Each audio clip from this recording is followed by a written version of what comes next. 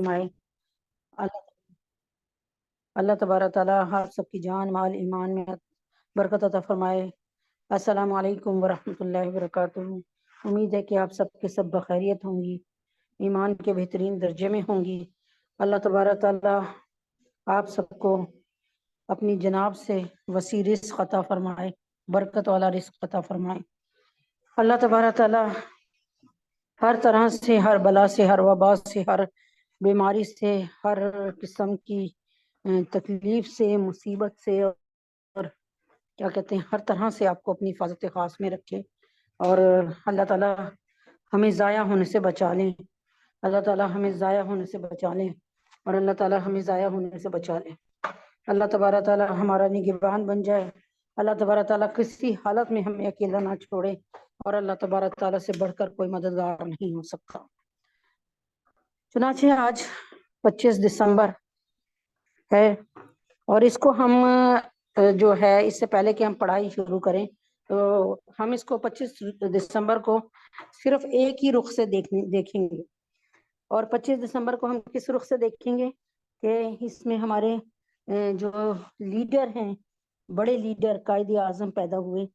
तो हमारे पास तो सिर्फ एक ही है कि हम इसको इसी रुख से देखें कि हमारे लीडर कायदे आज़म जो हैं, जो कि जिन्होंने जिनके बहुत से राज उनके मरने के बाद हम पर खुले और अल्लाह पाक ने उनको क्या जहन अता फरमाया था और क्या उनको लीडर कायदाना सलाहियतें अता फरमाई थी। आज जब इस पर सोचते हैं तो अकल दंग रह जाती है। तो अल्लाह तबारक ताला कायदे आज़म को अपनी जवार रहमत में जगह दे और अल्लाह तबारक ताला सहाबा इकराम रिज़वानुल्लाह ताला अजमईन के साथ उनकी उठान हो और उन्हीं के साथ, उन्हीं की सोबत में, उनकी मैयत में अल्लाह ने उनको रखा हो।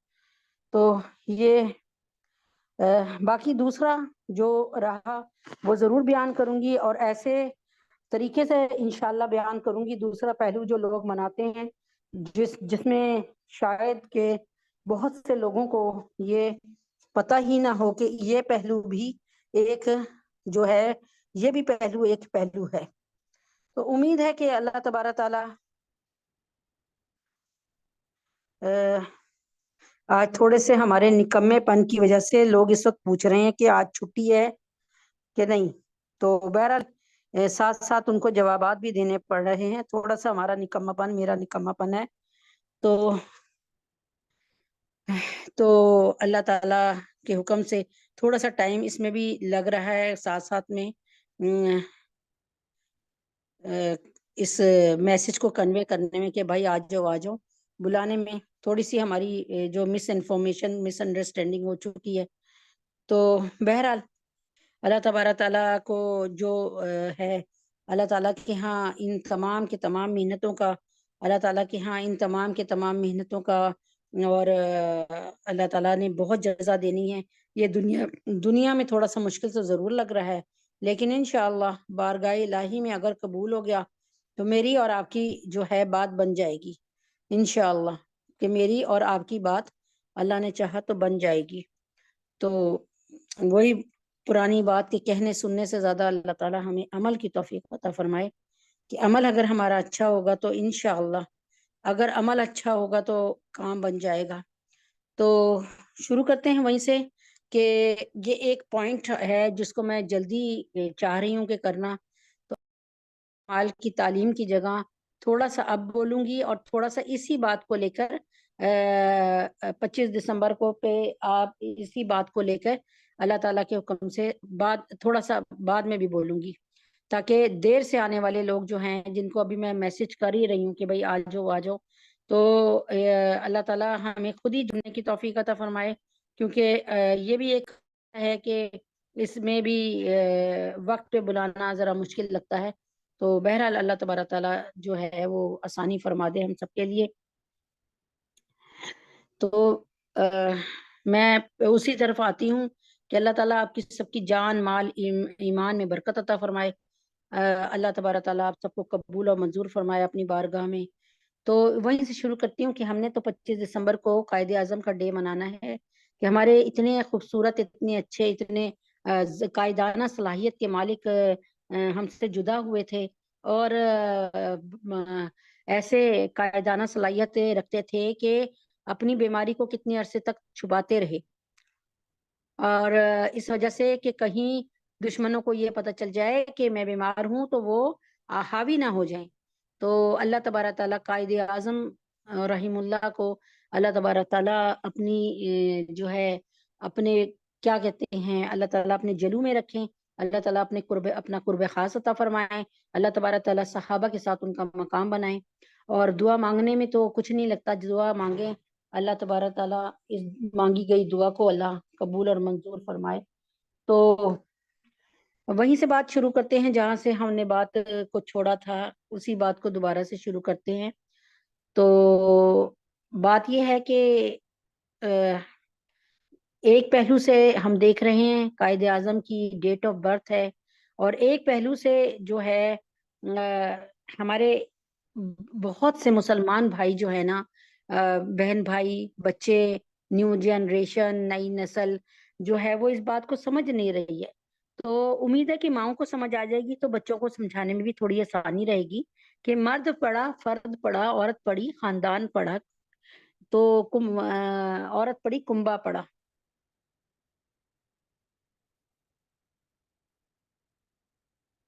تو اب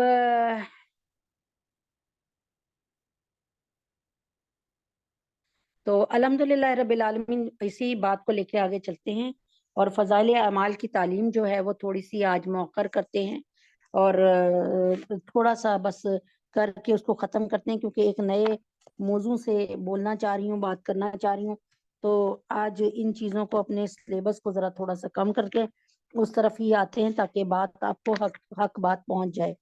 بسم اللہ الرحمن الرحیم، اعوذ باللہ من الشیطان الرجیم، بسم اللہ الرحمن الرحیم۔ میری زندگی کا مقصد تیرے دین کی سرفرازی، میری زندگی کا مقصد تیرے دین کی سرفرازی، میں اسی لیے مسلمان، میں اسی لیے نمازی۔ میری زندگی کا مقصد تیرے دین کی سرفرازی، میں اسی لیے مسلمان، میں اسی لیے نمازی۔ تو حضرت عبادہ رضی اللہ تعالیٰ، حضرت محمد صلی اللہ علیہ وسلم کی ایک حدیث ہے جسے حضرت معاذ رضی اللہ تعالیٰ عنہ فرماتے ہیں کہ مجھے حضور پاک صلی اللہ علیہ وسلم نے 10 باتوں کی نصیحت فرمائی۔ یہ کہ اللہ کے ساتھ کسی کو شریک نہ کرنا، گو تم کو قتل کر دیا جائے یا جلا دیا جائے، یعنی اللہ کے ساتھ کسی کو شریک نہ کرنا، گو تم کو قتل کر دیا جائے یا جلا دیا جائے۔ والدین کی نافرمانی نہ کرنا، گو وہ تجھے اس کا حکم کریں کہ بیوی کو چھوڑ دے یا سارا مال خرچ کر دے، یعنی والدین کی نافرمانی نہ کرنا، گو وہ تجھے اس کا حکم کریں کہ بیوی کو چھوڑ دے یا سارا مال خرچ کر دے۔ فرض نماز جان کر نہ چھوڑنا، جو شخص فرض نماز کو چھوڑ دیتا ہے اللہ کا ذمہ اس سے بری ہے۔ شراب نہ پینا کہ یہ ہر برائی اور فحش کی جڑ ہے۔ اللہ کی نافرمانی نہ کرنا کہ اس سے اللہ تعالیٰ کا غضب اور قہر نازل ہوتا ہے۔ اس کو کیونکہ یہ حدیث پاک، ساری حدیث پاک بہت زبردست ہے، لیکن اس حدیث پاک کیونکہ وہ بہت تفصیل طلب ہے، اس کو یہی 5 باتیں آپ ذہن میں رکھ لیں کہ اللہ تعالیٰ نے فرمایا کہ کسی کو شریک نہ کرنا، اگر تمہیں کوئی قتل بھی کر رہا ہے تو قتل کر دے، قتل ہو جانا پسند کر لینا، لیکن اگر تمہیں جلایا جا رہا ہے تو تم جل جانا پسند کر لینا، لیکن اللہ کے ساتھ کسی کو شریک نہ کرنا۔ یعنی آپ نے دیکھا ہوگا کہ بہت سے مسلمانوں کو ہندو لوگ پکڑ کے کہتے ہیں جے شری رام کہو، اور اپنے نبی کو اور اپنے اللہ کو برا کہو۔ تو یہاں پر بہت بڑی دلیل ہے اس وقت کہ اللہ کے ساتھ کسی کو شریک نہ کرنا، گو تمہیں قتل کر دیا جائے یا جلا دیا جائے، کیونکہ اگر مومن کو یہ بات پتا ہو کہ شہادت ہے مطلوب مقصود مومن، نہ مال غنیمت نہ کشوت کشائی، دو عالم سے کرتی ہے بیگانہ دل کو عجب چیز ہے لذت آشنائی۔ یہ بات جس کو پتا چلے گی اسی کو اس کی عظمت پتا چلے گی، ورنہ جن کو نہیں پتا، اور موسٹلی 100 میں سے 99% لوگوں کو نہیں پتا۔ اللہ تعالی ہم سب کو ہدایت دے اور دین کو پھیلانے کی توفیق دے، دین کو گھر گھر پھیلانے کی توفیق دے۔ کہ اللہ کے نبی نے فرمایا تھا کہ ایک وقت ایسا آئے گا کہ دین جو ہے اسلام غریب ہو جائے گا، اجنبی ہو جائے گا، لوگوں کو پتہ نہیں چلے گا۔ کوئی حکم بتائیں گے تو لوگ کہیں گے ایسا تو نہیں تھا، آپ ہمیں پتہ نہیں کہاں سے بتا رہے ہیں، ٹھیک ہے نا۔ تو اللہ اکبر کبیرہ، یہ وقت آ چکا ہے، لوگ ماننے کو تیار ہی نہیں ہو سکتے ہوتے. کسی کا کہہ دو کہ بھائی تم پہ حج فرض ہو چکا ہے، ماشاءاللہ گاڑیاں ہیں، یہ ہے وہ ہے، تو اس کے جواب میں وہ کہیں گے اور حج کر لو. نہیں نہیں، اسلام میں اتنی سختی نہیں ہے. ٹھیک ہے، تو ان سے کو بھی نماز پڑھ لیں ہر صورت، بیمار بھی ہیں. نہیں نہیں، اسلام میں اتنی سختی نہیں ہے، جب ہم ٹھیک ہوں گے تو پڑھ لیں گے. اللہ اکبر. تو فرض نماز کو نہ چھوڑنا، جو شخص فرض نماز کو چھوڑ دیتا ہے اللہ کا ذمہ اس سے بری ہے، پھر اللہ کو اس کی کوئی فکر نہیں. شراب نہ پینا کہ یہ ہر برائی اور فحش کی جڑ ہے. شرابی انسان کو پتہ نہیں چلتا کہ وہ اپنی ماں کے ساتھ کیا کر رہا ہے، بہن کے ساتھ کیا کر رہا ہے، اس کے اپنے ساتھ کیا ہو رہا ہے، کہاں گر رہا ہے اور کیسے اس کے منہ سے بدبو آ رہی ہے. اس کو کچھ نہیں پتا چلتا کہ اس کا قدم کہاں سے لگ رہا ہے اور کہاں جا رہا ہے. شراب نہ پینا کہ یہ ہر برائی اور فحش کی جڑ ہے. شراب یعنی ام الخبائث ہے، یہ ماں ہے ہر برائی کی. جب انسان ایک شراب پی لیتا ہے تو پھر اس میں کیا ہوتا ہے کہ وہ شراب خریدنے کے لیے قتل بھی کر دیتا ہے، اور شراب خریدنے کے لیے زنا بھی کر لیتا ہے، اور پھر شراب کے بعد تو زنا ویسے ہی بہت آسان ہو جاتا ہے. تو اللہ کی نافرمانی نہ کرنا، اس سے نہ کرنا کہ اس سے اللہ تعالیٰ کا غضب اور قہر نازل ہوتا ہے. یعنی اگر ہم اللہ تعالیٰ کی نافرمانی کریں گے تو کیا ہوگا، ڈائریکٹ ہم یہ کر لیں کہ وہ کہتے ہیں نا کہ بھائی اس کو نہ چھیڑو، یہ تمہیں پھر تنگ کرے گا یا یہ کرے گا. ٹھیک ہے نا. تو اگر ہم اللہ تبارک تعالیٰ کی رحمت کو اپنے پر سے روکنا نہیں چاہتے تو پھر ہم چاہتے ہیں کہ اللہ کی ہر رحمت ہم پر جاری و ساری رہے، تو پھر کیا کریں کہ اللہ تبارک تعالیٰ کے ساتھ نہ اس کی نافرمانی نہ کریں، اس کے ساتھ کسی کو شریک نہ ٹھہرائیں، اور اللہ تبارک تعالیٰ کو حقیقی طور پہ، الحمدللہ رب العالمین، حقیقی طور پہ اللہ کی مان کے چلیں. یہ ہمارے لیے سب سے بہتر ہے کہ ہم اللہ تبارک تعالیٰ کے ہو کے چلیں. اللہ تعالیٰ کس بات سے ناراض ہوتے ہیں اس سے بچیں. اور آج ہی میں مطلب مختصر کر کے ایک قصہ بتا دیتی ہوں کہ آج ہی سن رہی تھی تو آپ تک بھی پہنچا دیتی ہوں کہ ایک لڑکا تھا، جسے مختصر کر کے سنا رہی ہیں، جسے کیا کہتے ہیں، ایک جگہ ایک عورت سے کو مطلب وہ بہت اللہ تعالیٰ کی طرف لگا ہوا لڑکا تھا اور بہت متقی تھا، بہت پرہیزگار تھا. لیکن وہاں پر اس کی نظر ایک ایسی عورت پہ پڑ گئی جو کہ پیشہ کرتی تھی اور غلط کام کرتی تھی. تو وہ لڑکا جو تھا اب وہ ہر کام میں اس کا دل ہی نہ لگے، نہ نماز میں، نہ روزے میں، نہ کچھ بھی نہیں. تو اس نے کچھ کام کیا، مزدوری کی، اتنے پیسے اکٹھے کیے کہ جس سے وہ اس عورت کے کو جو ہے اس کی قیمت ادا کر سکے، ایک رات کی، ایک دن کی نا.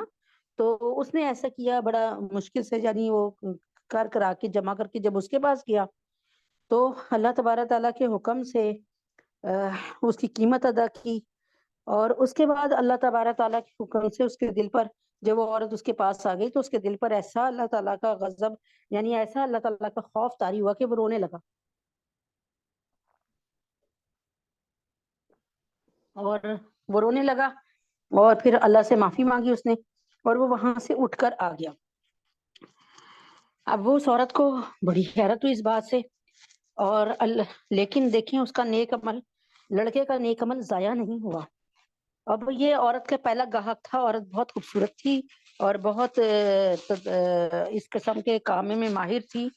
تو مردوں کو اپنی طرف راغب کرنے میں، تو وہ اس کو یہ بات بڑی عجیب سی لگی. اور پھر کیا ہوا، اللہ پاک نے اس کی کایا پلٹی، عورت کی نا، اس کی کایا پلٹی، اور اس نے سوچا کہ میں کیا کام کر رہی ہوں. یہ لڑکا نوجوان خوبصورت، اللہ کو ایسا لگا ہوا کہ اس نے مجھے مطلب میرے ساتھ کوئی ایسی بات نہیں کی. تو میں آپ سے بار بار کہہ رہی ہوں، میں مختصر کر کے بتا رہی ہوں. تو پھر وہ بھی نکل گئی کہ سوچا کہ میں بھی برائی سے جو ہے توبہ کرتی ہوں. اور تو سوچا اس نے کہ میں حضرت موسیٰ علیہ السلام کے پاس دربار میں جاتی ہوں ان کے، اور حضرت موسیٰ علیہ السلام سے پوچھتی ہوں کہ میں تو اتنی گناہگار ہوں، اتنی گناہگار ہوں، تو کیا میری بھی توبہ ہو سکتی ہے قبول؟ تو مجھے بھی اللہ تعالیٰ معاف کر سکتے ہیں؟ تو خیر کہنے کی بات کہ اللہ تبارک تعالیٰ کے حکم سے موسیٰ علیہ السلام تک کسی خبر پہنچ جائے کہ وہ عورت آپ کے پاس آئی ہے. تو موسیٰ علیہ السلام کو یہ بات پسند نہیں آئی کہ مطلب میرے دربار میں یہ عورت آئی ہے، لوگ کیا سمجھیں گے. تو پھر موسیٰ علیہ السلام نے اس سے ملنے سے انکار کر دیا. وہ پوچھنے آئی تھی کہ میں کس طریقے سے اللہ تعالیٰ سے ملاقات، میں کیسے اللہ کو مناؤں. اللہ تعالیٰ میری توبہ قبول کر لے، مجھے کوئی طریقہ بتائیں۔ موسیٰ علیہ السلام نے ملنے سے منع کر دیا، کیونکہ اتنے لوگوں کے سامنے موسیٰ علیہ السلام کو یہ کہا گیا کہ فلاں ملنے آئیے، اور پھر حضرت موسیٰ علیہ السلام نے بھی سوچا کہ میری عزت بھی لوگ کہیں گے بھائی موسیٰ سے کیوں مل رہے ہیں، ٹھیک ہے۔ تو موسیٰ علیہ السلام سے جب مایوس ہو گئی وہ کہ یہ ان سے بھی نہیں، وہ بھی نہیں ملے، تو اس کا مطلب یقین ہے کہ اللہ تعالیٰ مجھ سے اتنے ناراض ہیں کہ اللہ کا نبی نہیں ملا۔ وہ گھر میں آئی اور اللہ سے بہت اس نے رو رو کے معافی مانگی، اور پھر دروازے پر اس کے دستک ہوئی، اور اس نے سوچا کہ اس وقت کوئی گاہک ہوگا اور وہ مجھے غلط کام پہ ہی مجبور کرے گا، اور اس طرح اس نے بڑا عالیشان محل بنا لیا تھا، بڑا پیسہ تھا اور پیسہ کمایا تھا۔ تو اس نے کہا یہ کوئی بہت ہی مجھے غلط کام کے لیے مجبور کرے گا، تو میں اس کو دروازہ نہیں کھولوں گی۔ وہ کھٹکھٹاتا رہا، یہ انکار کرتی رہی، یعنی دل کو کرتی رہی۔ جب اس نے دیکھا نا کہ جانے والا جا ہی نہیں رہا، تو دروازہ کھولا تو سامنے حضرت موسیٰ علیہ السلام تھے، اور کھڑے تھے۔ تو انہوں نے کہا کہ اے عورت، تمہیں اللہ نے معافی دے دی ہے، مغفرت کر دی ہے، اللہ نے مجھے یہاں چلا کے بھیجا ہے، اور مختصر یہ کہ اللہ نے یعنی تم نے اللہ سے مغفرت لے لی ہے، حاصل کر لی ہے۔ اب یہ تمام بات اس نے سنی، تو وہ بڑی حیران ہوئی کہ دیکھو ایک دن کی توبہ نے یہ کام کیا، ایک دن کی توبہ نے میرا یعنی پرانا ریکارڈ سارا بدیوں والا ختم۔ اللہ تعالیٰ خود فرماتے ہیں نا کہ میں تمہاری بدیوں کو ختم کر کے یعنی بدیوں کو ختم کر کے مٹا کر، تمہاری سیئات کو، تمہاری برائیوں کو، گناہوں کو مٹا کر میں اس کو حسنات بنا دیتا ہوں، اس کی جگہ نہ تمہاری نیکیاں لکھ دیتا ہوں، یعنی ربر سے مٹا دیتا ہوں، سمجھانے کو۔ تو وہ بڑی حیران ہوئی، اس نے سوچا کہ اب میں کیا کروں، پھر کہ اللہ سے تو معافی مل گئی، لیکن اب پھر لوگوں سے بھی بچنا، اور یہ اس نے سوچا میں اسی لڑکے کے پاس جاتی ہوں جو مجھے اس حال پہ لے کے آیا۔ وہ اس لڑکے کے پاس ڈھونڈتی ڈھانڈتی پہنچی، تو گھر والوں نے بتایا کہ وہ عبادت کر رہا ہے، تو تم اس سے تنگ نہ کرو، یہ وہ نا۔ تو اس نے کہا کہ اچھا ٹھیک ہے، وہ بیٹھ گئی۔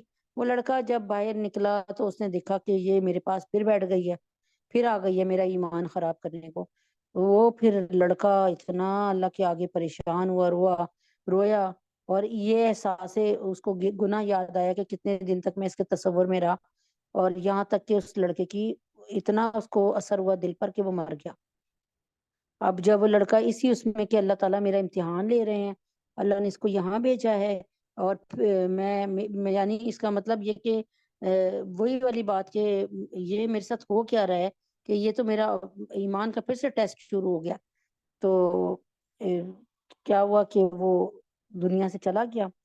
اس نے اس کے گھر والوں کو ساری بات بتائی، انہوں نے کہا اس کا ایک بھائی بھی ہے، اگر تم وہ سے شادی کرنا چاہو تو اس نے کہا ٹھیک ہے۔ اس لڑکے سے پوچھا، اس نے بھی کہا ٹھیک ہے، اس کو بتا دیا کہ یہ ایک پیشہ کرنے والی لڑکی ہے اور یہ وہ مطلب عورت ہے، تو اس نے اس پر ایگری کر لیا، اور پھر ان کی شادی ہو گئی۔ پھر اللہ پاک نے 7 محدث عطا فرمائے ان کو، ٹھیک ہے، اس عورت کو، یعنی شیخ الحدیث عطا فرمائے، بڑی بڑی مطلب عالم ہستیاں عطا فرمائے اس لڑکے کو۔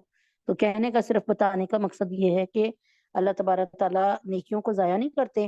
تو اب میں اسی بات پہ آتی ہوں، ٹائم بالکل کم ہے، اور اس میں تھوڑا 10-15 منٹ جو ہے میں اس کو لگا لیتی ہوں کہ آج کی حدیث پاک جو ہے، پھر میں آپ کو آج کا تھوڑا سا کہ یہ 25 دسمبر کے بارے میں بتاتی ہوں کہ شاید کہ بہت سی باتیں آپ کو اللہ کے حکم سے نہ پتہ ہوں۔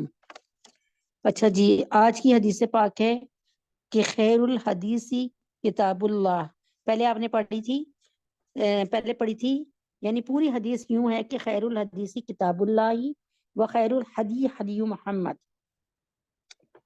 تو اس بہترین بات اللہ تعالیٰ کی کتاب ہے، اور بہترین ہدایت محمد صلی اللہ علیہ وسلم کی ہدایت ہے۔ اس حدیث کو ذرا سا جوڑ دیتی ہوں میں نا، ایسے پڑھتی ہوں نا، خیر الحدیث کتاب اللہ و خیر الحدی حدی محمد، حدی محمد و خیر الحدی حدی محمد،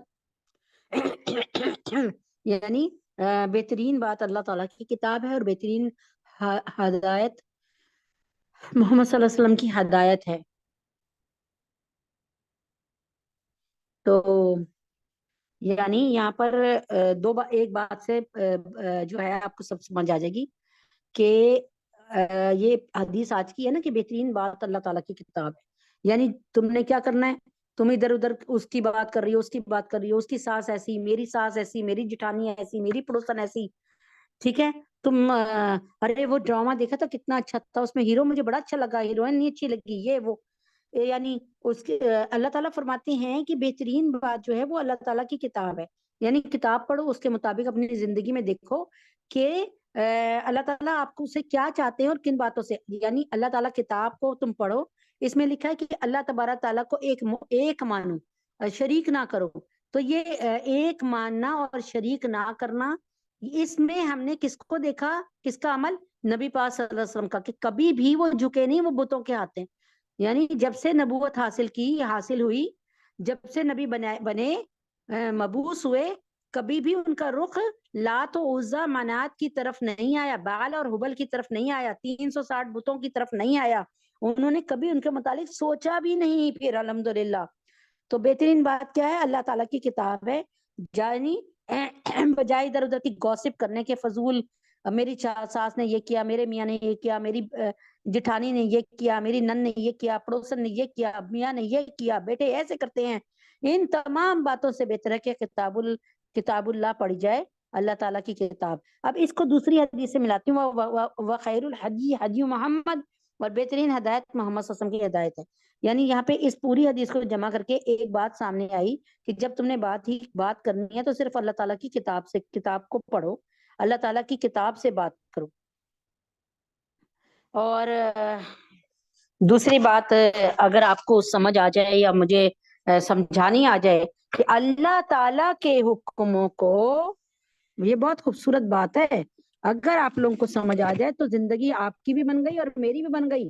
میں نے آپ کو سمجھایا، آپ کا عمل شروع ہوا تو میرا ثواب، میرا اجر، میرا اکاؤنٹ، میرے اکاؤنٹ میں کیا کہتے ہیں، میرے اکاؤنٹ میں کیا ہوا، میرے اکاؤنٹ میں نیکیاں جمع شروع ہو گئی، جمع ہونا شروع ہو گئی، ٹھیک ہے نا؟ تو بات تو میرے خیال میں سمجھ آ گئی ہوگی آپ کو۔ تو کہنے کا کیا مطلب ہے کہ اللہ تبارک تعالیٰ کے اللہ تبارک تعالیٰ کے حکم سے بہترین بات یہ ہے، بہترین کتاب جو ہے، بہترین بات جو ہے وہ اللہ تعالیٰ کی کتاب ہے۔ ادھر ادھر کی گوسپ کرنے سے، ادھر ادھر کی وہ کرنے سے بہتر ہے آپ اللہ تبارک تعالیٰ کی کتاب پڑھیں، اور اللہ تعالیٰ کی پوری کتاب کو نبی پاک صلی اللہ علیہ وسلم نے عمل کر کے دکھا دیا۔ عمل دیکھنا ہے، نماز پڑھنی ہے تو کس کی جیسی پڑھنی ہے؟ نبی پاک صلی اللہ علیہ وسلم جیسی پڑھنی ہے۔ روزہ رکھنا ہے تو کیسے رکھنا ہے، کن باتوں سے بچنا ہے روزہ رکھ کے؟ وہ نبی اکرم صلی اللہ علیہ وسلم کی تمام کے تمام عمل کو سامنے دیکھنا ہے، یعنی اللہ کے حکموں کو نبی اکرم صلی اللہ علیہ وآلہ وسلم کے طریقے میں دیکھنا۔ بھائی حج کرنا ہے، حج کا کوئی اسکیجول ہم نہیں، پتہ نہیں، لوگ تربیت ہی لیتے ہیں نا، تربیت لینے کے لیے جاتے ہیں، حج کیسے کریں، تو حج کا طریقہ کس نے بتایا؟ اللہ نے فرمایا حج کرو، نبی پاک صلی اللہ علیہ وسلم نے حج کا طریقہ کر کے بتا دیا۔ تو یہاں پر بات کو میرے خیال میں سمجھ آ گئی ہوگی کہ اللہ تبارک تعالیٰ کی تمام کے تمام جتنے بھی اللہ تعالیٰ نے ہمیں وہ دیے ہیں، کیا کہتے ہیں، اللہ تبارک تعالیٰ نے جتنے احکامات دیے ہیں وہ ان کو نبی اکرم صلی اللہ علیہ وآلہ وسلم کے طریقے میں پورا کرنا۔ اب یہاں پر میں ایک بات کو ثابت کرتی ہوں آج کی حدیث سے، پھر آگے چلتے ہیں کہ خیر الحدیث کتاب اللہ، بہترین بات اللہ تعالیٰ کی کتاب ہے۔ دیکھیں اب آپ لوگ سمجھتے ہیں کہ ہر چیز مشکل ہے، ناممکن ہے، نہیں کر سکتے۔ عبداللہ بن، اس واقعے کو پڑھنے کے بعد اپنے کمنٹ ضرور بتائیں۔ عبداللہ بن مبارک نے رحم اللہ نے ایک عورت کا واقعہ بیان کیا جو قرآن کریم کی آیتوں سے بات کا جواب دیا کرتی تھی۔ اس واقعے کی تفصیل بیان کرنے سے بات زیادہ لمبی ہو جائے گی، تاہم فرماتے ہیں کہ میں ایک جگہ سویا ہوا تھا، میں نے دیکھا کہ کوئی سواری پر سوار میرے پاس آیا، میں نے اس کو سلام کیا، ادھر سے جواب ملا سلام قولا من رب الرحیم، عورت کی آواز تھی۔ جب ان الفاظ میں سلام کا جواب دیا، میں نے پوچھا اماں کدھر سے آ رہی ہو؟ ادھر سے جواب ملا وَأَتِمُّ الْحَجَّ وَالْعُمْرَةَ لِلَّهِ، میں پہچان گیا کہ عمرہ کر کے آ رہی ہیں. میں نے پوچھا یہاں کیسے پہنچ گئی؟ کہنے لگی من یضلل اللہ فلا ہادی لہ. میں سمجھ گیا کہ یہ راستہ، یعنی اس کا مطلب ہے کہ جو راستہ سے گمراہ ہو جاتا ہے، بھٹک جاتا ہے، تو اللہ تعالیٰ کے علاوہ اس کو کوئی راستہ نہیں دکھا سکتا. میں نے پوچھا اما جان کہاں جانا چاہتی ہیں؟ کہنے لگی ادخلوا مصر انشاءاللہ آمنین. میں سمجھ گیا یہ شہر جانا چاہتی ہیں. چنانچہ میں نے ان کی سواری کی مہار پکڑ لی، یعنی رسی پکڑ لی اور چلنا شروع کر دیا. درمیان میں نے پوچھنا چاہا تمہاری زندگی کیسی ہے، شوہر ہے یا نہیں؟ میں نے بات پوچھی تو انہوں نے آگے آیت پڑھی کہ ولا تخفوا ما لیس لک بہ علم ان السمع والبصر والفؤاد کل اولئک کان عنہ مسئولا. جب انہوں نے یہ آیت پڑھی کہ انہوں نے جب یہ آیت پڑھی کہ ان باتوں کی طرف اپنی سماعت کو، اپنی آنکھوں کو، ان چیزوں کو نہ لگاؤ جن سے تمہارا مطلب، یعنی جب انہوں نے یہ آیت پڑھی تو میں سمجھ گیا کہ یہ اس بارے میں مجھ سے کوئی بات نہیں کرنا چاہتی. یعنی اس آیت کا یہی ہے نا کہ جو تم اپنی آنکھوں کو اور اپنی بصارت کو اور اپنے آپ کو ان چیزوں میں نہ لگاؤ جن کا تم سے سوال نہیں ہوگا، یعنی ان باتوں کی فکر کرو جن سے تم سے سوال ہوگا. تو میں نے کچھ عربی کے اشعار شروع کر دیے. فرماتے ہیں اس نے آگے سے قرآن پڑھا، فقرؤ ما تیسر من القرآن، یعنی اگر تم نے کچھ پڑھنا ہی ہے تو بھئی قرآن کو پڑھ لو، شعر و شاعری تو نہ کرو نا. کہنے لگے میں قرآن پڑھتا رہا. جب شہر آ گیا میں نے پوچھا یہاں آپ کا کون ہے؟ کہنے لگی المال والبنون زینت الحیات الدنیا. میں سمجھ گیا یعنی مال اور بیٹے جو ہیں یہ دنیا کی زینت ہیں، دنیا یعنی دنیا کی زندگی کی زینت ہیں، تو دنیاوی زندگی ہے. تو میں سمجھ گیا ان کے بچے ہیں. پوچھا ان کے نام کیا ہے؟ فرمانے لگی ابراہیم و اسماعیل و اسحاق. میں سمجھ گیا ان کے 3 بچے ہیں اور یہ ان کے نام ہیں. جب دروازے پر جا کر آواز لگائی تو 3 خوبصورت نوجوان جن کے چہرے پر اتنا نور تھا، اتنی جاذبیت تھی کہ بندے کی نگاہ ہٹتی نہیں تھی، ہیرے اور موتی کی طرح چمکتے چہرے والے نوجوان آئے. ان کے چہروں پہ تقویٰ کے آثار تھے، نیکی کے آثار تھے. فرماتے ہیں میں تو ان کے حسن و جمال کو دیکھتے ہی رہ گیا. ان لڑکوں کے وہ آئے اپنی والدہ سے ملے، وہ خوش ہوئے. امی ہم تو پریشان ہو گئے تھے، آپ کہاں رہ گئی؟ اب ان کی ماں نے کہا وَيُطْعِمُونَ الطَّعَامَ، یعنی بھائی کھانے کا پوچھو. جب انہوں نے یہ الفاظ کہے تو بچوں نے فوراً دسترخوان بچھایا، کھانے کے لیے جو کچھ ان کے پاس تھا نکال کر رکھ دیا اور کہا آپ کھا لیجئے. میں نے انکار کیا تو کہنے لگی انما نطعمکم لوجہ اللہ. میں سمجھ گیا کہ اللہ کی رضا کے لیے کچھ کھلانا چاہتی ہیں، اللہ کے واسطے کھلانا چاہتی ہیں. میں نے کہا کھانے کے بعد میں ایک طرف کو میں نے کھانا کھا لیا. کھانے کے بعد میں ایک طرف کو جانے لگا تو انہوں نے مجھے الوداعی بات کہی، ان ھذا کان لکم جزاء وکان سعیکم مشکورا. میں بڑا حیران، میں نے ان کے بچوں سے پوچھا یہ آپ کی ماں کا معاملہ، ماں کا عجیب معاملہ ہے. جب سے یہ مجھے ملی ہے تب سے ہر بات کے جواب میں قرآن پاک کی آیت پڑھتی ہیں. انہوں نے کہا ہماری والدہ قرآن پاک کی حافظہ ہیں، حدیث کی عالمہ ہیں، ان کے دل میں اللہ کا ڈر، خشیت الہی اتنی آ چکی ہے، یہ سوچتی ہیں قیامت کے دن جب میرے نامہ اعمال کو کھولا جائے گا کہیں ایسا نہ ہو اس میں الٹی سیدھی گفتگو درج ہو. پچھلے 20 سال سے ان کی زبان سے قرآن پاک کی آیت کے سوا کچھ نہیں نکلا. سبحان اللہ. ایسی عورتیں قیامت کے دن اللہ کی حضور پیش ہوں گی. آج ہماری عورتیں جن کا وقت غیبت، بہتان، الزام تراشی میں گزر جاتا ہے، پھر یہ اللہ کے حضور کیا جواب دیں گی؟ ہم اگر حالات کو دیکھیں، تاریخ کو دیکھیں، اس امت میں ایسی عالمہ عورتیں گزری ہیں جنہوں نے اپنے بچوں کو بنایا، دین کی تعلیم دی، دین کی خدمت کرتے ہوئے زندگی گزار دی، اللہ کے حضور درجات پا گئیں. تو عورتیں دین کی تعلیم کے حصول میں کسی طور پہ بھی مردوں سے پیچھے نہیں ہیں. تو کہنے کا یہ مطلب ہے تیاری کر لو بھائی، جنت عورتوں کے لیے بھی ہے، جنت مردوں کے لیے بھی ہے. اللہ نے کہیں نہیں لکھا کہ میں کسی عورت کو جنت میں نہیں جانے دوں گا.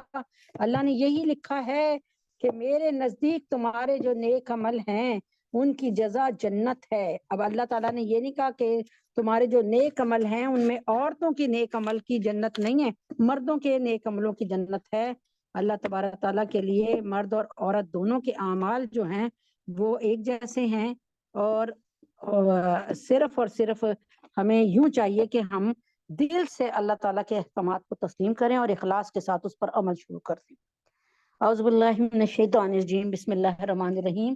حدیث پاک بہت بہترین انداز میں کوشش کی، سمجھ گئی ہوں گے، کہیں ہر بات مطلب کوشش کی ہے کہ بتاؤں آگے اللہ تعالیٰ کو۔ آج کے ماشاءاللہ سے حدیث آیت نمبر سورۃ الاحزاب، آیت نمبر ہے الحمدللہ 5ویں۔ 4 آیات اللہ نے آپ کو پڑھوا دی، تو 5ویں آیت ہے۔ میں نے آپ کو بتایا ہے نا کہ مسلمانوں پر اس قدر ظلم کی انتہا ہوئی، اور خود آپ جناب صلی اللہ علیہ وسلم پہ اور صحابہ پہ، شعیب ابی طالب کی گھاٹی 3 سال کھانے پینے کے بغیر، دانے کے بغیر کس طرح کوئی رہتا ہے؟ آپ 3 دن، ہاں جی سوری السلام علیکم ورحمۃ اللہ وبرکاتہ۔ سورۃ الاحزاب نکل گیا میرے منہ سے، سورۃ الانفال، ٹھیک ہے۔ انفال نفل سے، نفل کی جمع ہے، اور نفلیں آپ کو پتہ ہے وہ عمل ہوتی ہیں جو ہماری فرضوں میں جو کمی ہوگی اس کو ہماری نفلیں پورا کر دیں گی۔ تو خدا را نفلوں کو نفلیں سمجھ کر کہ یہ ایسی چھوٹی سی چیزیں ضائع نہ کریں۔ تو اس میں نے آپ کو بتایا تھا کہ نبی اکرم صلی اللہ علیہ وسلم کی شریعت سے پہلے جتنی بھی شریعت آئیں ان میں مال غنیمت کا مال سب سے حرام مال سمجھا جاتا تھا، یعنی اس کی کوئی اہمیت نہیں تھی۔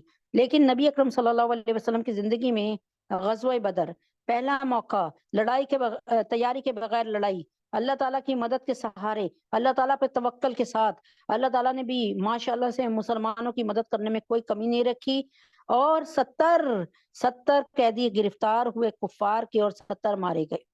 اب ان سب کا جو گرفتار ہوئے اور جو مارے گئے، ان سب کا سامان مسلمانوں کے ہاتھ آیا۔ تو اس زمانے میں ذرا سا آپ کو پتہ ہے نا، زمانے جہالیت کا ایسا اصول تھا کہ جو چیز جس کو لبی، جو چیز جس کو ملی اس کی ہو گئی، جو چیز جس کو حاصل ہوئی وہ اس کی ہو گئی، ٹھیک ہے نا بھائی؟ میں نے لی ہے، مجھے ملی تھی، جیسے ہم بچے نہیں ہیں بھائی، پہلے تو مجھے ملی تھی تو میں کیوں دوں؟ جب بچپن میں یہی ہوتا تھا نا، ہم بھی یہی کرتے تھے جہالت کے ساتھ۔ تو اس وقت یہی تھا کہ اللہ تبارک تعالیٰ کے حکم سے جب یہ مال غنیمت کا مال آیا تو اس میں یہ تھے کہ 3 گروپ میں بن گئے تھے مسلمان۔ ایک گروپ حضرت محمد صلی اللہ علیہ وسلم کی حفاظت کر رہا تھا، ایک گروپ اور ایک طائفہ، ایک جماعت، اور ایک گروپ جو تھا وہ پیچھے گیا ہوا تھا ان کے کیا کہتے ہیں دشمن کے پیچھے، تاکہ جہاں تک دشمن کا پیچھا کر سکتے ہیں پیچھا کریں اور ان کو مارنے کی کوشش کریں۔ اور ایک گروپ نبی اکرم صلی اللہ علیہ وسلم کی حفاظت کر رہا تھا، ایک گروپ مال غنیمت سمیٹ رہا تھا۔ مال غنیمت سمیٹنے والا گروپ یہ سمجھ رہا تھا کہ یہ مال غنیمت سارا ہمارا ہے۔ اس وقت تک مال غنیمت کے لیے کوئی آرڈر نہیں آیا تھا، چنانچہ انہوں نے مال غنیمت کو جمع کرنے کے بعد یوں پوچھا کہ یا رسول اللہ، یعنی لوگوں کے رویے نظر آئے تو اللہ تبارک تعالیٰ نے فوری طور پہ شٹ اپ کال دی۔ اللہ تعالیٰ نے کیا کی، یعنی صرف سمجھانے کے لیے بتا رہی ہوں کہ اللہ تبارک تعالیٰ نے بالکل ان کے تمام آئیڈیاز کو جو ہے ترک کر دیا۔ یعنی یہ والا آئیڈیا کہ بھائی جس نے لوٹا اس کا ہو گیا، یہ ابھی بھی ترک کر دیا۔ اللہ تعالیٰ نے جب یہ کہا نا کہ مال غنیمت کس کا ہے، اللہ اور اللہ کے رسول کا، لو جی لو، تو اللہ تبارک تعالیٰ نے سب کے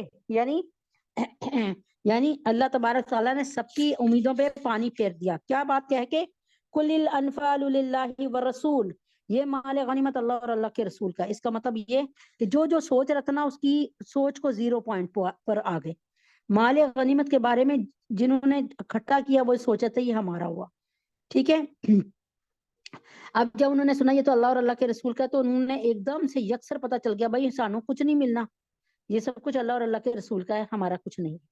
اللہ تبارک تعالیٰ نے پہلا جو ہے ایک طرح سے نا سارے امیدوں کو کاٹ دیا، امیدوں کو ختم کر دیا۔ سب سے پہلا کیا کیا، یہ بات کہہ کے نا کہ مال غنیمت کیا ہے، قل الانفال للہ ورسول فاتقوا اللہ واصلحوا ذات بینکم، یعنی پھر اللہ سے ڈرو اور اپنی اصلاح کر لو۔ یعنی جو ہم سوچ رہے ہیں نا کہ مال غنیمت ہم نے جمع کیا ہمارا ہے، تو اللہ نے فرمایا مال غنیمت اللہ، اللہ کے رسول کا ہے۔ تمام رابطے توڑ دیے، تمام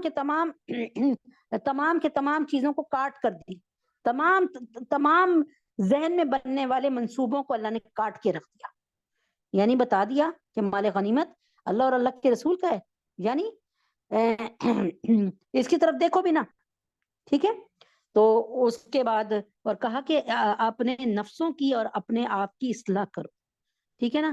یہ جو میں کہہ رہی ہوں نا کہ میں نے مال غنیمت لوٹا تو بس یہ میرا ہو گیا، تو مجھے بھی کہا جا رہا ہے کہ تم ذرا مجھے کہا جا رہا ہے کہ تم حیا کرو، اس میں یہ تو ہے ہی اللہ اور اللہ کے رسول کا، تو تم نے کیسے سوچ لیا کہ یہ میرا ہے، ٹھیک ہے نا. اور پھر اپنے بھائیوں کو جو تمہارے ساتھ کے ہیں، جو نبی پاک صلی اللہ علیہ وسلم کی حفاظت کر رہے ہیں، مطلب میں ایک سمجھانے کو کہہ رہی ہوں صرف، اور جو کہ ان کے پیچھے گئے ہوئے دشمن کے پیچھے، تو بھائی وہ بھی تو اسلام کی خدمت میں ہی لگے ہوئے نا، کوئی اپنے پرسنل وزٹ پہ تو نہیں نہ گئے نا. تو یہاں پر اللہ تبارک تعالیٰ نے فرمایا کہ کما اخرجک ربک من بیتک بالحق وان فریقا من المؤمنین لکارہون یجادلونک بالحق بعدما تبین کانما یساقون للموت وهم ینظرون. کما اخرجک، جیسے کہ آپ کے رب نے آپ کو گھر سے یعنی مدینے سے مصلیحت کے ساتھ آپ کو روانہ کیا. کما، جیسے اخرجہ کا تجھے نکالا، ربو کا تیرے رب نے، من بیتی کا تیرے گھر سے، بالحق کی حق کے ساتھ، وَإِنَّ، اور یہ کہ فریقاً ایک جماعت، من المؤمنین لکارہون، وہ اس پر ناخوش تھے. تو یقین کریں کہ یہ جماعت مسلمانوں کی نہیں تھی. دیکھیں میں بتا رہی ہوں، نبی پاک صلی اللہ علیہ وسلم نکلے تھے ابو سفیان کو لوٹنے کے لیے، ٹھیک ہے. مسلمان ہمارے کتنے تھے؟ 313، 300، یعنی یوں رکھ لیں نا آپ، 300 لگا لیں. اب ابو سفیان رضی اللہ تعالیٰ عنہ، یعنی میں ادب سے نام لے رہی ہوں کیونکہ اس وقت وہ تھے بلا شبہ کافر، لیکن اس کے بعد اللہ تعالیٰ نے ان سے بڑی خدمت دی، اور میں محسوس کرتی ہوں کہ مجھے ادب سے ہی بولنا چاہیے. تو ابو سفیان رضی اللہ تعالیٰ عنہ جو تھے نا، ان کے قافلے میں صرف اور صرف ان کے 60 جو تھے وہ ہے قریشی تھے، اور 1000 ان کے پاس اونٹ تھے، اور ماشاءاللہ 50,000 وہ دینار جو ہے کما کر لائے تھے، ان کا پروفٹ بھی اور ان کا اپنا اصل بھی. تو مسلمان کہہ رہے تھے کہ بھائی ان پر کریں گے تو ان کو معاشی طور پہ ان کا بائیکاٹ ہوگا، ان کی معاشیت کو ٹکڑے ٹکڑے کر دو، یعنی ان کو مالی طور پہ ان کو بحال کر دو، ٹھیک ہے نا، ضرب لگاؤ. بہت انہوں نے ضربیں لگائی. اب مسلمانوں کا تھا کہ مسلمان ضرب لگائے، لیکن ہوا کیا کہ دوسرے کے ابو سفیان رستہ بدل گئے اور کہیں اور سے نکل گئے. ساتھ میں انہوں نے ایک تیز رفتار گھوڑ سوار کو بھیجا کہ محمد صلی اللہ علیہ وسلم کی جماعت آ رہی ہے اور مجھے مارنا چاہ رہی ہے، اس کا مقابلہ کرو. اور خود بحر احمر کی سائڈ سے دوسری طرف سے نکل گئے، مدینہ طیبہ سے نہیں نکلے. تو ادھر سے ابو جہل تو پہلی تیار تھا، اور ابو جہل نے کہا تھا اللہ سے کہ اے اللہ یہ دن ہمارا یوم الفرقان بنا دے، یوم الفرقان، حق کو اور باطل کو الگ الگ کر دے. میں آپ کو بات سمجھاتی ہوں. وہ بتوں کو مانتے تھے، لات و عزا منات کے پجاری تھے، لیکن ساتھ اللہ کو بھی مانتے تھے. وہ یہی کہتے تھے نا کہ یہ بت ہمارے اللہ کی مدد کرتے ہیں، لیکن وہ اللہ کو مانتے تھے. اور یہاں جو دوسری طرف جماعت کھڑی ہے دائیں طرف، وہ ہے محمد صلی اللہ علیہ وسلم کی جماعت، جو بتوں کو بالکل نہیں مانتی تھی، صرف اللہ کو مانتی تھی. وہ بتوں کو مانتے تھے لیکن ساتھ اللہ کو مانتے تھے. تو وہ سمجھ رہے تھے ابو جہل وغیرہ کہ ہم لوگ صحیح ہیں.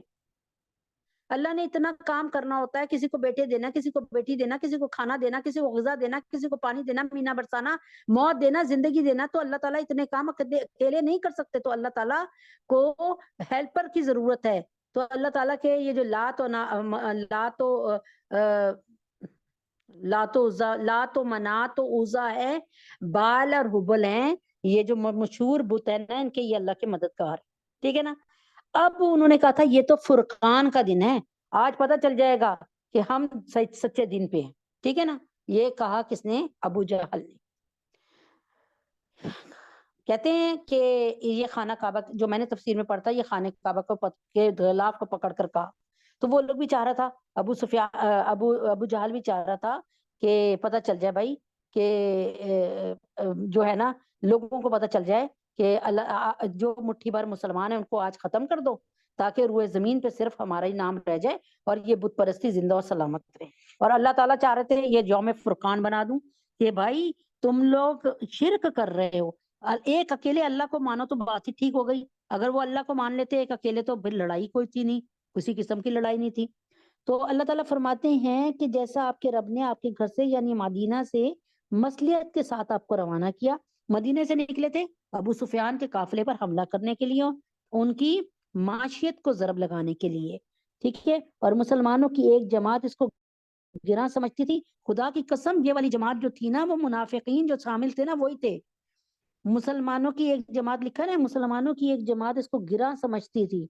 وہ اس مصلیت میں بعد اس کے کس کا ظہور ہو گیا تھا، آپ اس سے اس طرح بحث کر رہے تھے گویا انہیں موت کی طرف ہانکے لیے جا رہے ہیں۔ اچھا یہاں پر ایک بہت خوبصورت بات، انہوں نے کیا بہانہ بنایا، انہوں نے ایک بہانہ یہ بنایا، اور اس بہانے کو میں یوں کہہ سکتی ہوں کہ یہ سوچ کچھ مسلمانوں کی بھی ہو سکتی ہوگی۔ کیا پتا کچھ مسلمانوں نے اس کو سوچا ہو کہ ہم ابو سفیان کے قافلے پہ حملہ کریں گے، ہمیں 1000 اونٹ 1000 گھوڑے مل جائیں گے، ٹھیک ہے نا، کیا ملے گا ہمیں 1000 جو ہیں وہ کیا کہتے ہیں گھوڑے مل جائیں گے، اور پھر کیا کہتے ہیں 1000 ہمیں اونٹ مل جائیں گے، اور پھر ہمیں 50,000 دینار بھی ملیں گے ساتھ میں، اور ساتھ میں ہم 60 قریشیوں کو جو ہے وہ بھی اریسٹ کر لیں گے، تو ہماری طاقت بڑھ جائے گی، پھر ہم کفار کا مقابلہ کریں گے، تو یعنی ہم تھوڑی سی پوزیشن ہماری فائنینشلی بہتر ہو جائے گی، یعنی ہم مالی طور پہ بھی بہتر ہو جائیں گے، اور ہمارے پاس اسلحہ وغیرہ بھی ہم خرید سکیں گے، تو پھر ہم ان کی مقابلہ کر لیں گے، ٹھیک ہے نا۔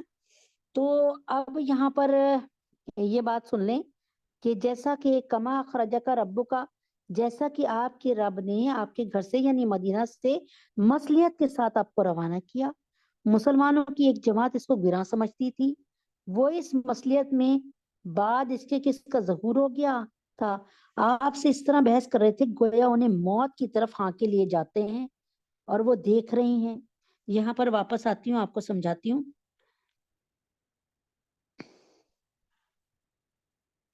انہوں نے وادی زعفران تک سفر تو اس لیے کیا کہ قریش کے تجارتی قافلے پہ حملہ کرنا تھا۔ یہاں پر یوں سمجھ لیں کہ غنیمت کے مال کی بابت جو اللہ تعالیٰ سے پوچھ رہے تھے نا، پھر اللہ تعالیٰ نے کہا کہ غنیمت کا مال تو اللہ اور اللہ کے رسول کا ہے، تو یہ مال اللہ تعالیٰ کا ہے، اور وہ اپنے رسول کے ذریعے جیسے چاہے گا تقسیم کا حکم دے دیں گے۔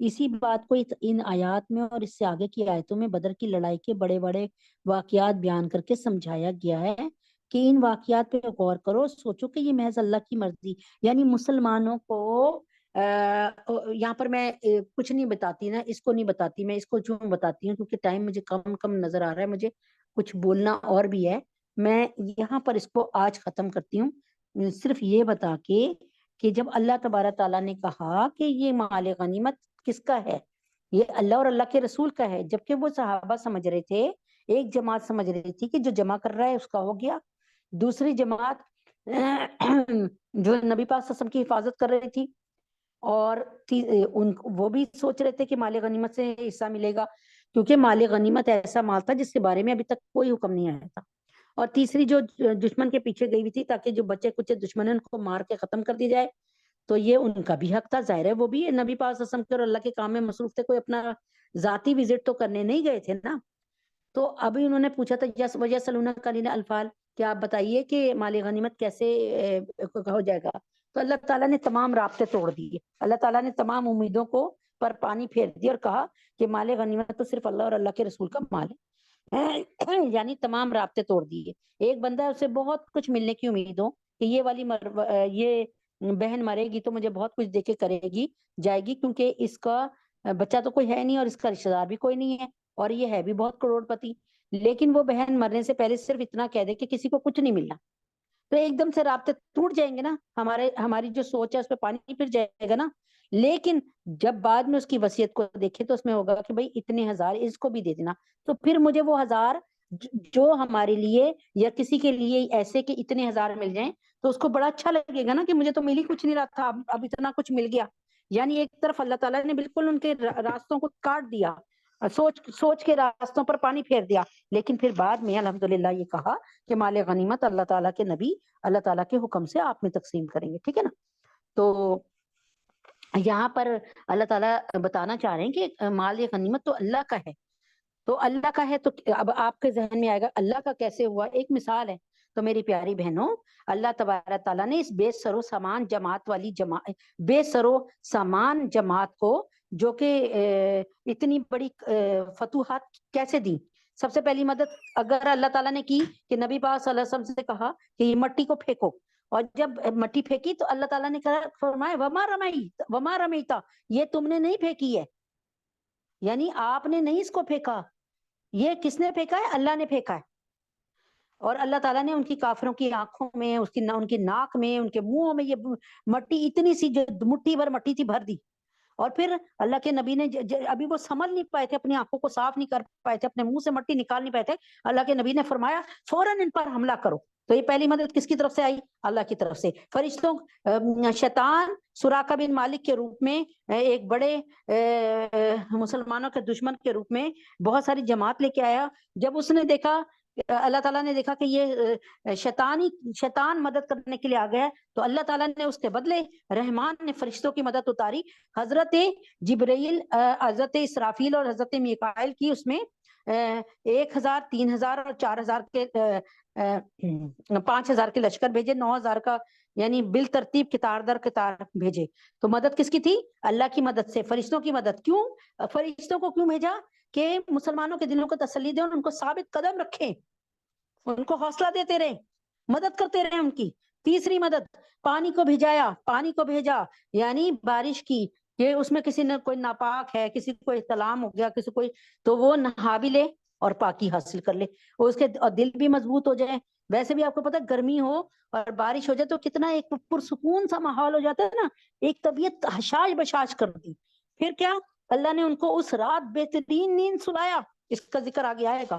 ایسی ماشاءاللہ کہتے ہیں نا گھڑپ نیند سوئے تھے سارے صحابہ، ان کی حفاظت میرا رب کر رہا تھا، اور کسی صحابی کے دل میں کوئی رنجش، کوئی وہ نہیں تھی، خوف نہیں تھا، کوئی ڈر نہیں تھا کہ یہ دشمن آ کے ختم کر دیں گے ہمیں، جو ہم سے 3 گنا سے زیادہ ہیں، 3 گنا سے بھی 100 زیادہ ہیں تقریباً۔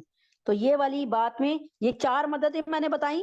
اور پھر اللہ تعالیٰ نے اس بارش سے ان کا جو علاقہ تھا وہ کیچڑ زدہ کر دیا، اور ہمارا جو ریتیلا علاقہ تھا اس میں کیا کیا؟ پانی بھیج دیا، ہم نے پانی کے برتن بدل لیے، ہم نے پانی کے ٹوئے سے بنا کے، گڑے بنا کے۔ تو یہ مدد، تو اللہ تعالیٰ فرما رہے ہیں کہ اسی لیے کہ یہ ساری میری مدد سے تمہیں فتوحات ہوئی ہیں، تو یہ مال غنیمت میرا ہوا، ٹھیک ہے۔ یہ اور بات ہے کہ اللہ نے مال غنیمت بعد میں انہی میں تقسیم کرا دیا، لیکن اللہ تعالیٰ نے ان کی اصلاح کرنی چاہیے تھی، تو اصلاح کی بات کی۔ امید ہے کہ آپ سمجھ گئی ہوگی۔ اب اسی بات پر آتی ہوں جس بات پہ میں نے شروع کیا تھا، کہ ہم نے 25 دسمبر کو 2 طریقے سے دیکھنا ہے۔ ایک تو ہے ہمارے قائد اعظم، بہترین لیڈر، اللہ تعالیٰ ان کی قبر کو اپنے نور سے بھر دے، اللہ تعالیٰ صحابہ کرام کے ساتھ ان کا اٹھان فرمائے، اللہ تعالیٰ ان کو اپنی بارگاہ الہی میں بہترین رتبہ عطا فرمائے، اللہ پاک ان کو، ان کی برزخ کو جو ہے جنت کے باغوں میں سے ایک باغ بنائے۔ آپ لوگ بھی آمین کہہ دیجئے، اور انشاءاللہ ہم ان کے لیے اب جو ہے آخر میں وہ کر کے نا دعائے فاتحہ مطلب کرتے ہیں، انشاءاللہ پڑھتے ہیں، اور اللہ اس کا ثواب پہنچاتے ہیں۔ ہو سکے تو 2 رکعت نماز پڑھ لیجئے گا، اور ان کا ثواب قائد اعظم جو ہیں رحیم اللہ، ان کی روح کو پہنچا دیجئے گا۔ اچھا، اب دوسرا رخ ہے کرسمس کا، یعنی اسے کہتے ہیں کیا، بڑا دن میرے خیال میں کہتے ہیں نا، عیسائی میرے خیال میں اس کو بڑا دن کہتے ہیں، اب مجھے اس وقت ہاں میرے خیال میں بڑا دن کہتے ہیں۔ تو اب یہ کرسمس، یہ کیا کہتے ہیں عیسائی، کہ اس دن اللہ تبارک تعالیٰ کے ہاں ایک بیٹا پیدا ہوا جس کی ماں کا نام مریم ہے، اور اس بیٹے کا نام عیسیٰ علیہ السلام ہے۔ تو یوں سمجھے یہ کہ عیسیٰ علیہ السلام کی برتھ ڈے مناتے ہیں۔ ہمارے یہاں بھی کچھ لوگ، جاہل لوگ، حضرت محمد مصطفیٰ احمد مجتبیٰ صلی اللہ علیہ وسلم کی برتھ ڈے مناتے ہیں اور کیک کاٹتے ہیں۔ خدا کے واسطے میں کسی کو ذلیل کرنا مقصد نہیں ہے، اور نہ کسی کو لگانا مقصد ہے، بتانا چاہ رہی ہوں جاہلانہ رسمی ہیں۔ محمد مصطفیٰ صلی اللہ علیہ وسلم کی برتھ ڈے مناتے تو صحابہ اکرام رضوان اللہ تعالیٰ اجمعین، جو کہ نبی پاک صلی اللہ علیہ وسلم کی تصویر تھے، جو کہ نبی پاک صلی اللہ علیہ وسلم کا عکس تھے، وہ مناتے۔ ہمیں تو منانے کی ضرورت ہی نہیں ہے، ہم تو نبی اکرم صلی اللہ علیہ وسلم کو کی کہیں سے بھی پیروی ہی نہیں کر سکتے، ہم کرتے ہی نہیں ہیں، ہم تو زندگی کو اپنے اسٹائل سے گزار رہے ہیں۔ ہم میں سے کسی کو کوئی کہہ دے کہ بھائی پردہ کر لو، تو کیا مطلب، पर्दा कर लो, कहें पर्दा कर लो तो आग लग जाएगी। यार ये तुम कौन होती है मुझे समझाने वाली, बड़ी आई मौलवन। तो इसलिए भाई बात सिर्फ इतनी सी है कि हमारा लाइफ स्टाइल खराब है। नबी अल्लाह ताला ने कोई बेटा नहीं पैदा किया।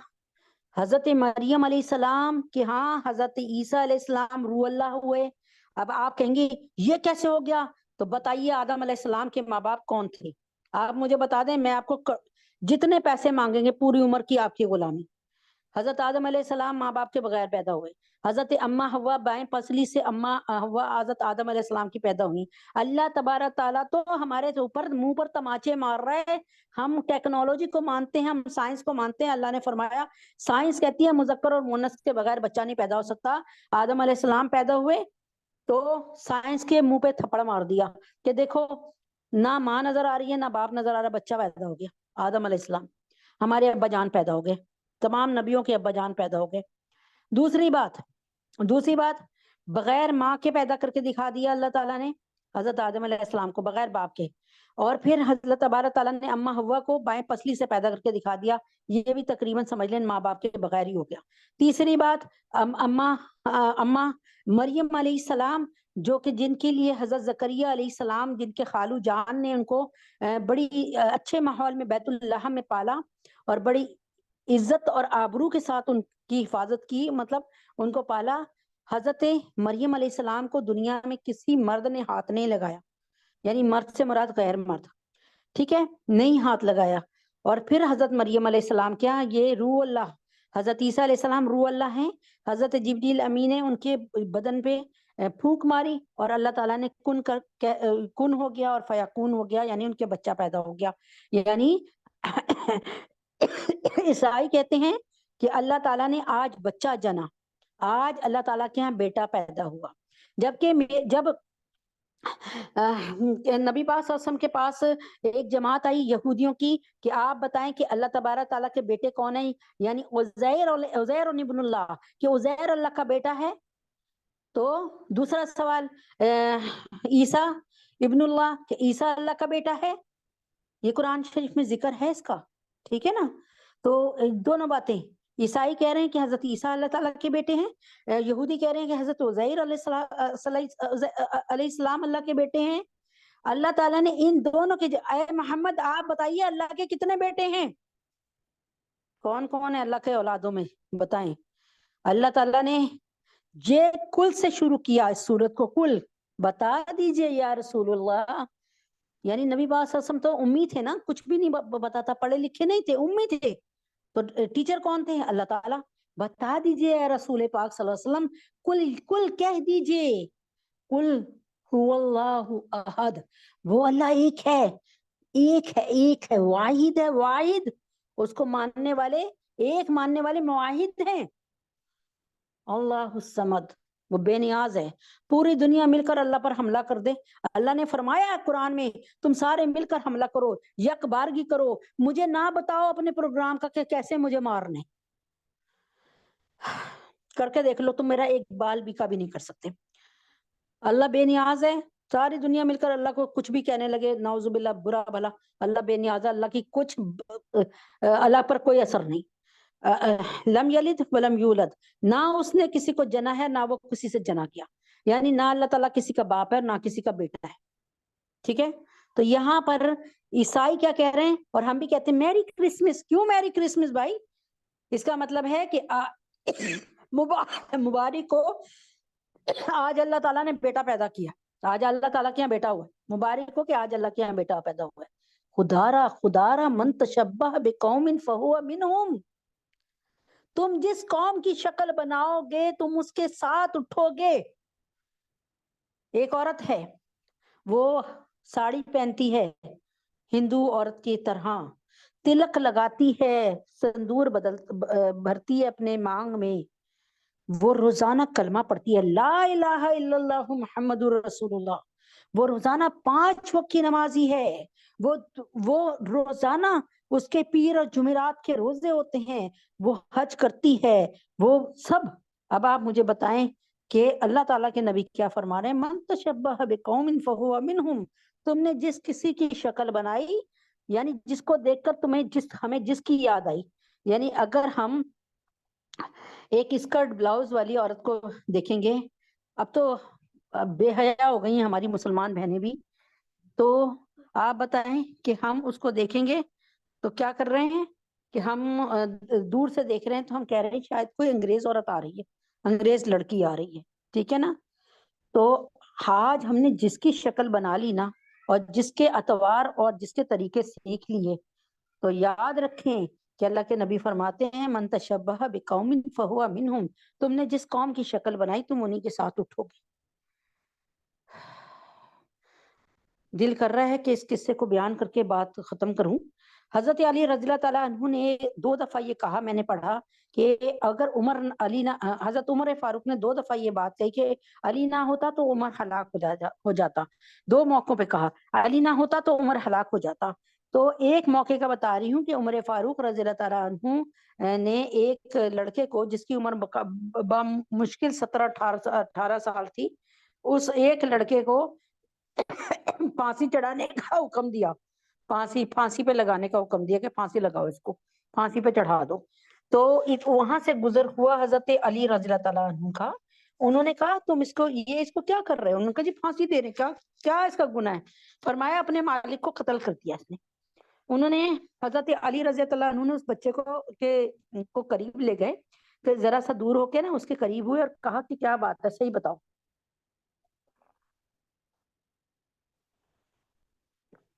اس نے کہا میرا مالک میرے ساتھ ہومو سیکسولیٹی یعنی میرے ساتھ لواطت کرنا چاہتا ہے، یعنی مرد مرد کے ساتھ، عورت عورت کے ساتھ، جو اب یہ ٹرانسجینڈر کا اصول بن گیا ہے، اللہ نہ کرے کہ پاکستان میں بنا ہو، اللہ کرے بنا ہے تو ختم ہو جائے۔ تو بہرحال یہ چاہتا تھا، تو سامنے چھری پڑی بھی تھی، میں نے اس کو اٹھائی، میں نے اپنے مالک کو مار دیا جب وہ میرے ساتھ غلط کام کرنے کی طرف آیا۔ تو اللہ کے نبی وہ حضرت اللہ اکبر کبیرہ حضرت عمر فاروق حضرت علی رضی اللہ تعالیٰ فرماتے ہیں کہ عمر فاروق سے کہ یہ کہہ رہے ہاں لیکن کوئی ثبوت نہیں ہے اس کے پاس۔ حضرت علی رضی اللہ تعالیٰ عنہ نے فرمایا ثبوت میرے پاس ہے۔ فرمایا اچھا بتاؤ۔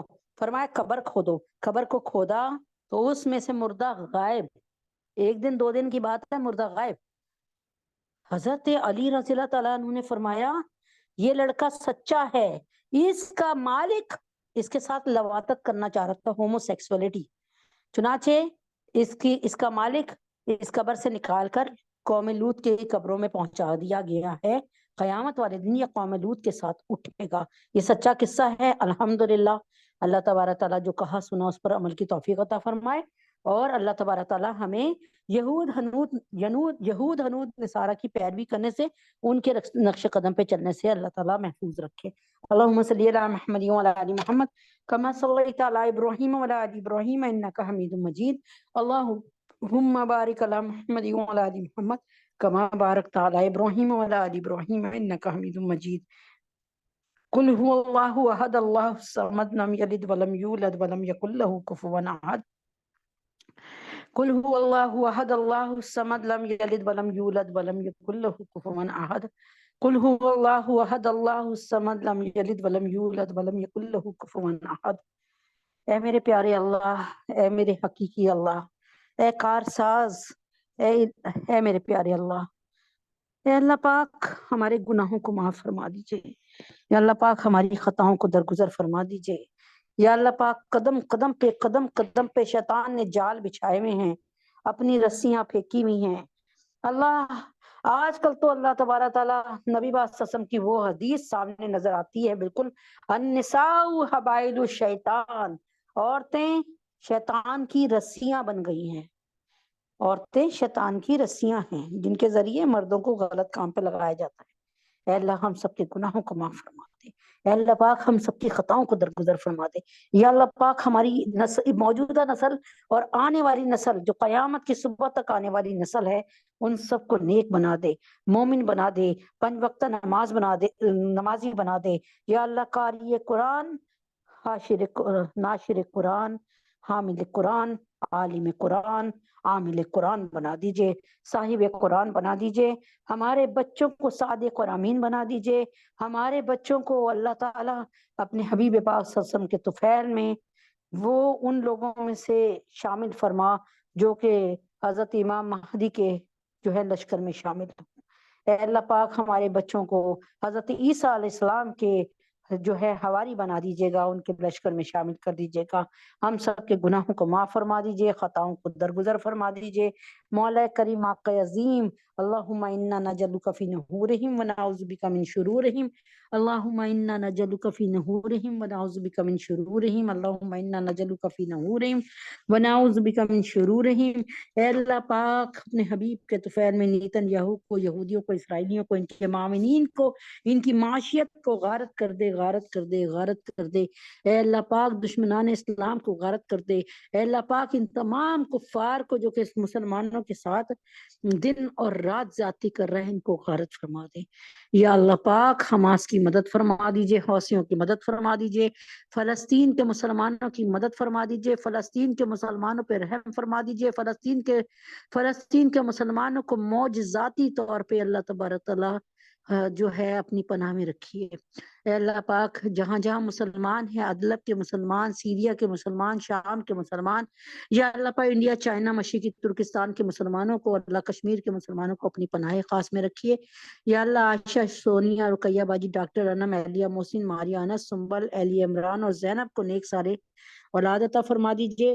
یا اللہ پاک ڈاکٹر ہمنا کو، عائشہ کو، عبداللہ کو دنیا اور آخرت کے ہر امتحان میں جتنے لوگ بیٹھے ہیں، ان سب کے بچوں کو، ان کے اہل خانہ کو، میرے اہل خانہ کو، میرے بچوں کو اللہ تعالیٰ دنیا اور آخرت کے ہر امتحان میں 100% نمبروں سے کامیابی عطا فرمائیے۔ یا اللہ احمد، نعمان، نواز صاحب، محمد عمر کو نیک روزگار عطا فرمائیے، کریم روزگار عطا فرمائیے۔ سحر، عائشہ، فریال، یا اللہ ان کی زندگی میں سکون عطا فرمائیے۔ اللہ پاک ان پر خصوصی کرم عطا فرمائیے، ان پر سکینہ نازل فرمائیے۔ اہلیہ اعظم شہناز، اہلیہ عاشق، مفتی ضیاء الدین صاحب عامر اور اہلیہ رفیق کو اپنا بہترین برکت والا سکون والا گھر عطا فرمائیے۔ یا اللہ پاک، یا اللہ پاک اپنے حبیب پاک صلی اللہ علیہ وسلم کے طفیل میں تمام علماء اسلام حضرت جی کو، اور اللہ مفتی حسن صاحب کو، مفتی تقی عثمانی صاحب کو، مولانا فضل الرحمان صاحب، فضل الرحیم صاحب کو، اور اللہ پاک اپنے حبیب پاک صلی اللہ علیہ وسلم کے طفیل میں پیر ذوالفقار نقشبندی صاحب کو، تمام علماء اسلام اور مفتی ضیاء الدین صاحب کو صحت کاملہ عاجلہ مستمرہ عطا فرمائیے۔ ندیم بھائی کو، عمیر کو، نازیہ اندلیب کو، طلحہ اور اشفاق صاحب کو صحت کاملہ عاجلہ مستمرہ عطا فرمائیے۔ عبداللہ علی حسین اور ان کے والد صاحب کو، بہنہ کو، شازیہ عائشہ معظم، نازیہ جہانگیرہ کو، حمید حسن کو، مومنہ عائشہ، اور یا اللہ پاک عائشہ جنید، حمزہ، سنبل، عنایت، عادل، نرگس باجی اور ان کے اہل خانہ کو، ان سب کو ایمان کے ساتھ صحت کاملہ عاجلہ مستمرہ عطا فرمائیے۔ امت محمدیہ صلی اللہ علیہ وسلم کی ساری بیٹیوں اور بیٹوں کے لیے حفصہ، فاطمہ، جویریہ، سدرہ، سبحانہ، حفصہ، سجاد، بین، شفیفہ، بنات سرور، فخر، عبد المتین، سعدیہ، نظام، مہتاب، ندا، امبر، یا اللہ پاک زینب اور منتہا، ان کی شادیاں بہترین اور اچھی جگہ پہ جلد فرما دیجئے۔ ہم سب کے گناہوں کو معاف فرما دیجئے، ہم سب کی خطاؤں کو درگزر فرما دیجئے۔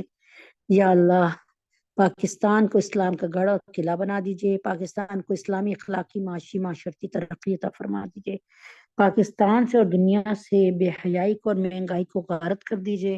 یا اللہ پاکستان میں پیٹرول کو اور یا اللہ پاک بجلی کو سستا فرما دیجئے۔ یا اللہ پاک پاکستان میں حلال رزق کی فراوانی فرما دیجئے، ہم سب کے گناہوں کو معاف فرما دیجئے، اور پاکستانیوں کو اور تمام مسلمانوں کو حیا اور شرم عطا فرمائیے، ہمیں بہترین قائد عطا فرمائیے۔ یا اللہ پاک سنا ہے کہ الیکشن ہونے والے ہیں، یا اللہ پاک ہمیں بہترین قائد اور بہترین لیڈر عطا فرما دیجئے۔ یا اللہ پاک آپ نے فرمایا کما تکونون یؤمر علیکم، تم جیسے ہو ویسے تم پر جو ہے حکمران آئیں گے۔ اللہ پاک ہمیں سنورنے کی توفیق عطا فرما دیجئے، یا اللہ پاک ہمیں نیک بننے کی توفیق عطا فرما دیجئے، ہماری ہر طرف سے اللہ اصلاح فرما دیجئے، ہم سب کے گناہوں کو معاف فرما دیجئے۔ طیب اردگان صاحب کو اور قطر کے جو حکمران ہیں ان سب کو مسلمانوں کو اللہ تعالیٰ جو ہے حیا عطا فرمائیے، اور اللہ پاک فلسطین کی مدد کرنے کی توفیق عطا فرمائیے اور اپنی پناہ خاص عطا فرمائیے۔ وصلی اللہ تعالی علی خیر خلقہ محمد وعلی آلہ وصحبہ اجمعین۔ برحمتک یا ارحم الراحمین۔ اے اللہ پاک اپنے حبیب پاک صلی اللہ علیہ وسلم کے طفیل میں زیارت حرمین شریفین کی توفیق عطا فرما دیجئے، تینوں حرم کی، مسجد اقصی کی، سب کی حفاظت فرمائیے۔ وصلی اللہ تعالی علی خیر خلقہ محمد وعلی آلہ وصحبہ اجمعین برحمتک یا ارحم الراحمین۔ ایک بچہ محمد بیمار ہے، اس کو صحت کاملہ عاجلہ عطا فرما دے یا اللہ، محمد کو صحت کاملہ عاجلہ مستمرہ عطا فرما دیجئے، محمد پہ رحم فرما کر اس کو صحت کاملہ عاجلہ مستمرہ عطا فرما دیجئے۔ وصلی اللہ تعالی علی خیر خلقہ محمد وعلی آلہ وصحبہ اجمعین برحمتک یا ارحم الراحمین۔